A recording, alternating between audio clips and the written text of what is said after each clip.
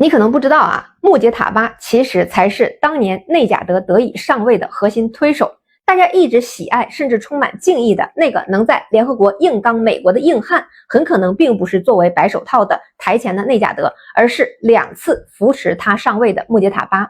2005年大选，穆杰塔巴在幕后为内贾德提供了关键支持，动用革命卫队和民兵力量为其造势，并说服父亲哈梅内伊支持内贾德，助其击败当时的政坛元老拉夫桑贾尼，成功当选总统。到了2009年的时候，内贾德连任引发了绿色革命抗议。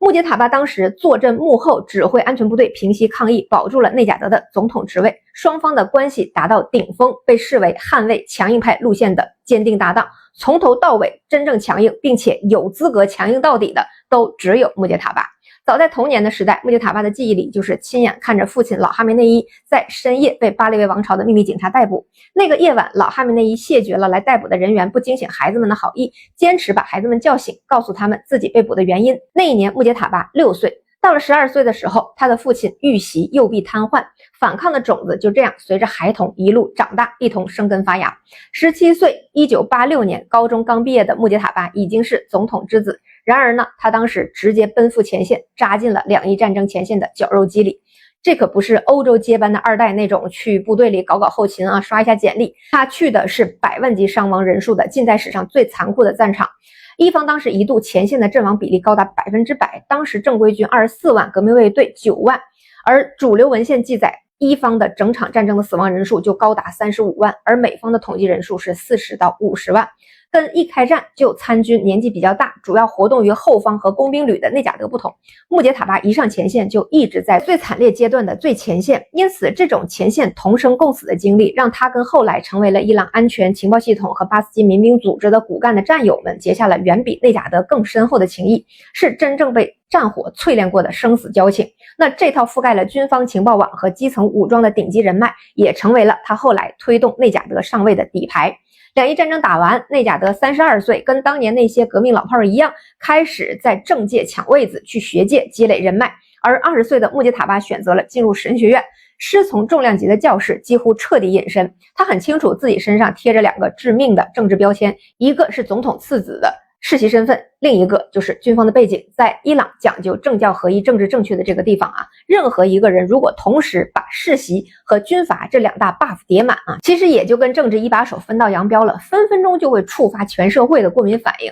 世俗政客和宗教圈子会立刻警觉，觉得你要搞军政府；宗教力量呢，要觉得你要搞家天下。这2点放在政治身上啊，那都是见光死的。所以穆杰塔巴的策略就是隐身幕后，操控前台。在这个剧本里，内贾德是那个老天爷给他量身定制的完美男1号。他参加过战争，但其实没有军方的支持，也没有宗教势力的关联。2005年的内贾德是个什么配置呢？难听点说，其实就是个2流政客，没有人脉啊，但是呢，他又是一个可以承接强硬派路线，又不至于反噬主人的完美容器。于是穆杰塔巴开始了第1次操盘。在军方层面，革命卫队公开给内贾德站台啊，给他刷上铁血反美的这个底色。基层层面，穆杰塔巴手里的巴斯基民兵组织下场啊，深入城乡结合部和贫民窟去造势拉票。宗教那边呢，保守教士集团呢集体盖了章，说这哥们儿啊是捍卫伊斯兰正统的真命天子。所以西方媒体当时惊呼什么平民黑马逆袭啊，其实完全没有看到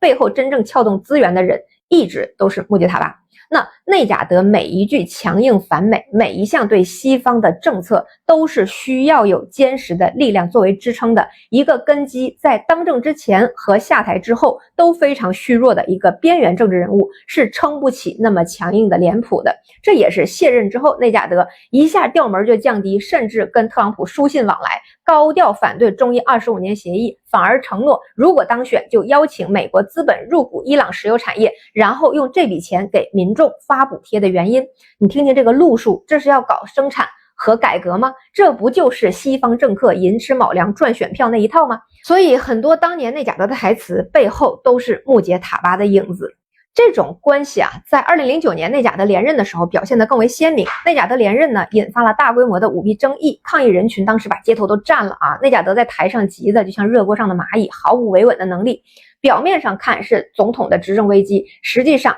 是小哈梅内伊的幕后权力体系面临着世俗和温和派的集体反扑。那全程隐身的穆杰塔巴第一时间就调动了革命卫队和民兵进驻各大城市，铁腕控盘平息街头的抗议，同时联动宗教圈子发声，死死压住反对派，再通过内贾德第一任期里作为白手套聚拢的庞大资源安抚底层的民众。整场风波里所有的资源调度、局势掌控都出自小哈梅内一之手。风波平息之后，